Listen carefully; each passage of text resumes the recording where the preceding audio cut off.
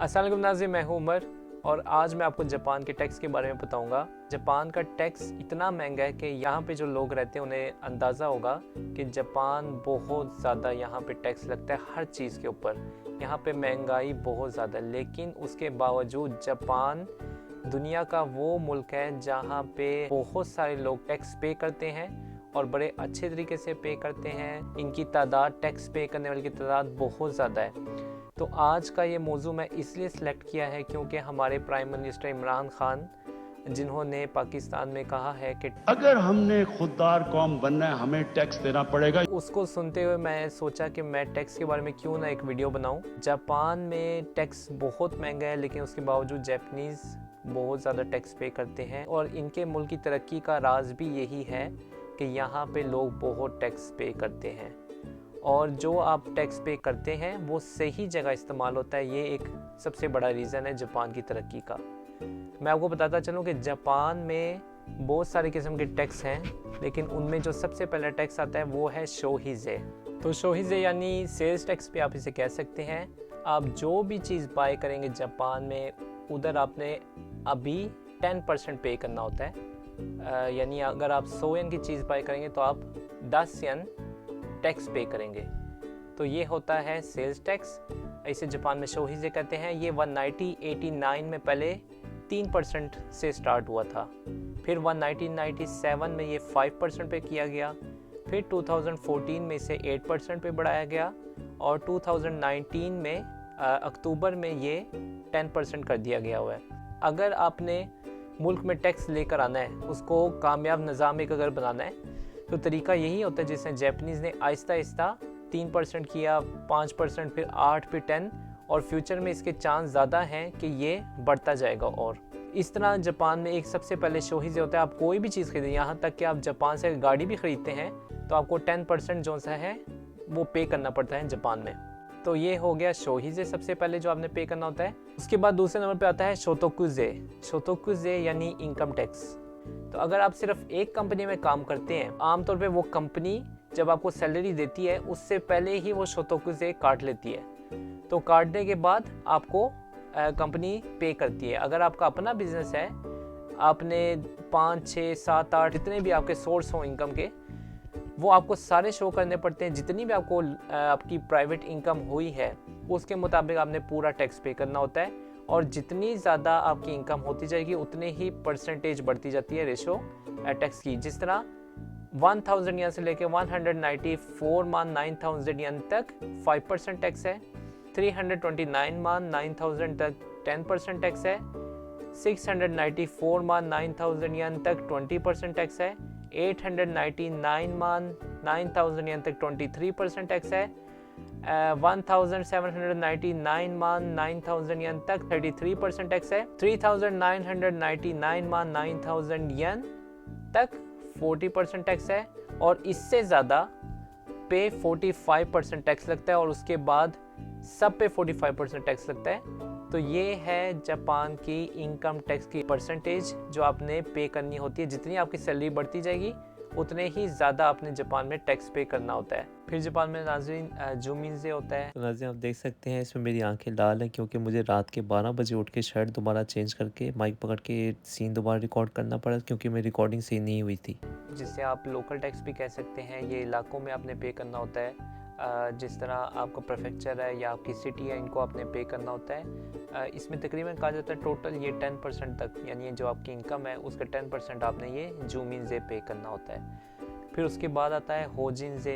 ये होजिनज़े कंपनी ने पे करना होता है। अगर आपका बिजनेस है, आपकी कंपनी है, तो ये होजिनज़े पे करते हैं जापान के अंदर।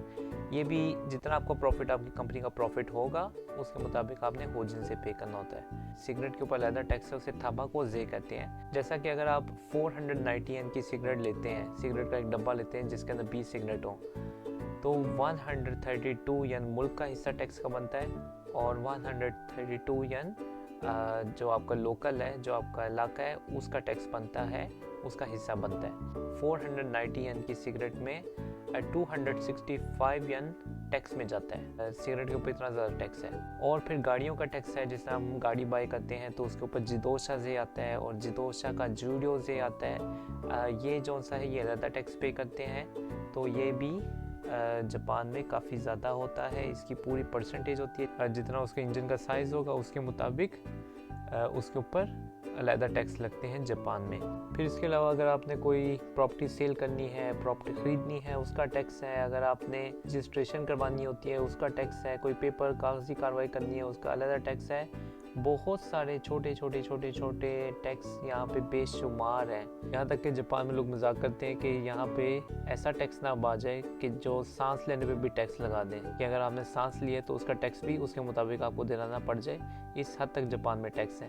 तो छोटी छोटी चीज़ों के ऊपर बेशुमार यहाँ पे टैक्स हैं, लेकिन उसके बावजूद फिर भी लोग यहाँ पे पूरी अदायगी करते हैं टैक्सों की। तो अभी तक मैंने आपको जापान में जो टैक्स हैं, जितनी उनकी किस्में हैं, वो मैं आपको गिनाई और आपको उसके बारे में बताया। तो ये मैंने बहुत कम सुना है कि जैपनीज़ इस तरह का टैक्स ना पे करते हो। मेरे दोस्त हैं, मेरे जानने वाले हैं, कोई बंदा नहीं, मेरे तो आसपास कोई भी एक बंदा नाम उसका ज़हन में नहीं आता जिसने ये टैक्स, जो ये बंदा टैक्स पे ना करता हो। तो जैपनीज़ बहुत ईमानदारी के साथ टैक्स पे करते हैं। इनके मुल्क का निज़ाम इसीलिए कायम है, बड़े अच्छे तरीके से इनका निज़ाम इसीलिए चलता है कि हम टैक्स अच्छे तरीके से पे करते हैं। और यहाँ पे टैक्स कोई नहीं खा सकता। कोई यहाँ पे 2 नंबर काम हो सकता है, शायद बहुत ऊंचे लेवल पे कोई मोनोपोली होती होगी, लेकिन मैंने बहुत कम सुना कि यहाँ पे टैक्स का गलत इस्तेमाल हुआ हो।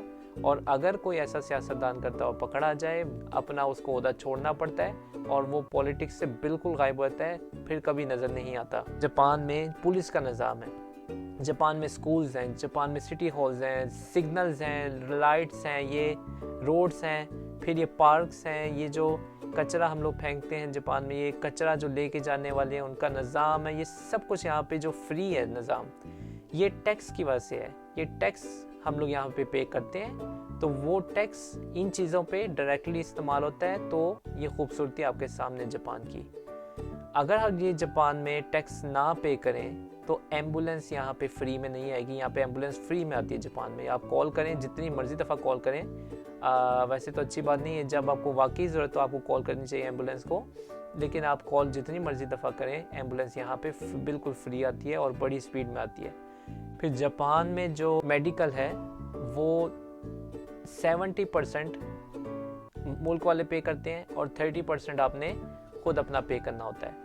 तो देखें ये भी कितनी बड़ी चीज़ है। मेडिकल इंश्योरेंस है, आपके पास हेल्थ इंश्योरेंस है, तो आपको सिर्फ 30% पे करना होता है, 70% मुल्क आपका हमेशा पे करता है। फिर अभी मैं बताया था जिस तरह ये कचरा आपने फेंकना है, तो ये कचरे का निज़ाम जापान में बहुत अच्छा है। मैं किसी दिन उसके ऊपर भी इंशाल्लाह वीडियो बनाऊंगा कि यहाँ पे इतनी सफाई के साथ लोग यहाँ पे कचरा फेंकते हैं और उसको अलहदा करके हर दिन अलहदा कचरा जाता है।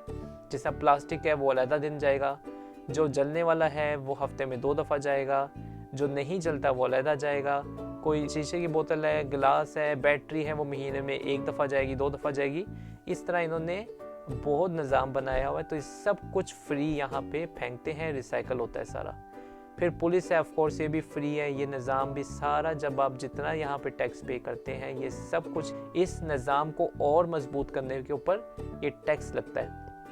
तो अगर मुझे पता है कि जापान की हुकूमत टैक्स का कभी गलत इस्तेमाल नहीं करेगी, तो मुझे इत्मीनान है जापान की हुकूमत के ऊपर। तो जब इत्मीनान हो तो बंदा आंखें बंद करके, यकीन करके अपनी ज़िम्मेदारी पूरी करता है कि मैं टैक्स अच्छे तरीके से पे करूं। जब मैं टैक्स अच्छे तरीके से पे करूंगा तो मेरे मुल्क का निज़ाम, जो मेरे जापान का निज़ाम है, वो अच्छे तरीके से चलता रहेगा। मैं इसमें पूरी कोशिश करता हूँ कि मैं अच्छे तरीके से टैक्स पे करूँ। वही बात है नाज़रीन के पाकिस्तान में भी, जब पॉलिटिशियन, हमारे जो पॉलिटिशियन है, अपनी आवाम को एतमाद में ले लेगी कि अगर हम इस सरकार को पे करेंगे तो ये सरकार हमेशा सही जगह पे लगाएगी।